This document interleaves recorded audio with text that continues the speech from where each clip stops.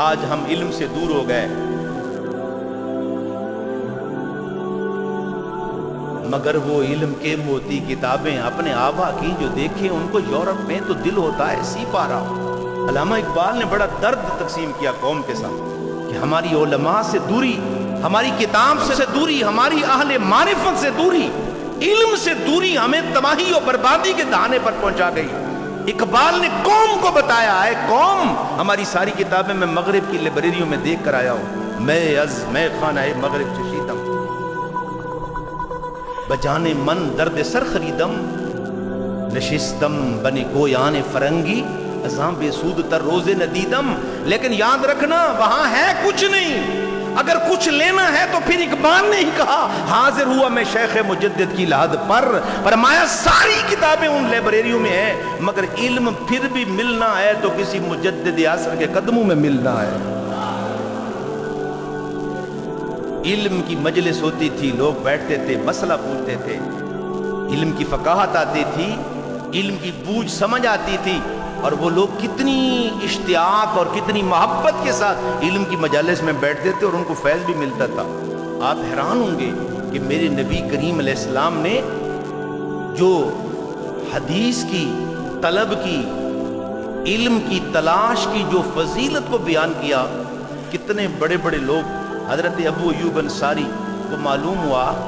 کہ ایک حدیث کے ڈائریکٹ راوی حضرت عقبہ بن عامر ہیں۔ توجہ کیجئے گا، بوڑھے ہو چکے تھے، اور کتنا بڑا شرف ہے حضرت ابو ایوب انصاری کا، کتنا بڑا مقام ہے حضرت ابو ایوب انصاری کا۔ اونٹ پہ سوار ہوئے، مصر میں تھے حضرت عقبہ بن عامر رضی اللہ تعالیٰ، سفر کیا، علم کی تلاش کرتے کرتے مصر پہنچے، حضرت عقبہ بن عامر کا گھر پوچھا، وہاں پہنچے، انہیں پتہ چلا کون آیا ہے، میزبان رسول آیا ہے۔ ہم چاہتے ہیں کہ ہم جائیں تو پروٹوکول ہوں،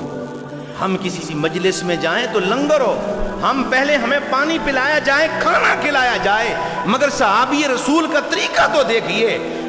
مصر سے مدینہ کتنا سفر ہے، آج ہی اندازہ لگا لیجئے، اونٹ پہ سواری کتنی مشکل ہوگی، کئی راتیں کئی دن گزر گئے، جب وہاں پہ پہنچے انہوں نے استقبال کیا، ابھی بیٹھے نہیں، کہا ایک حدیث کے راوی ڈائریکٹ آپ ہیں، آپ تک پہنچتی ہے، وہ لینے کے لیے آیا ہوں۔ بتائیے، ان کو بھی پتا تھا ولی را ولی میں شناست، ان کو بھی پتا تھا کہ حضرت ابو ایوب ایسے ویسے کسی کے گھر میں جانے والے نہیں ہیں، یہ علم ان کو تلاش ہے، علم ان کو لے کر آئی ہے۔ کہا، انہوں نے کھڑے ہو کر کہا، ہاں میں نے رسول اللہ سے سنا، من ستر مسلمن سترہ اللہ یوم القیامہ، اتنے لفظ ہیں کہ جس نے مسلمان کا عیب چھپایا، رب قیامت کے دن اس بندے کی عیب چھپائے گا۔ واپس پلٹے، حضور پانی پی لیجئے، کھانا کھائیے، بیٹھیں۔ میزبان رسول نے فرمایا نہیں، میرا مقصد حل ہو گیا، میں جس کے لیے آیا تھا وہ میرا کام پورا ہو گیا، میں واپس جا رہا ہوں۔ اپنے اونٹ کی طرف دوڑے، اونٹ کو پکڑا اور واپس کا سفر لیا۔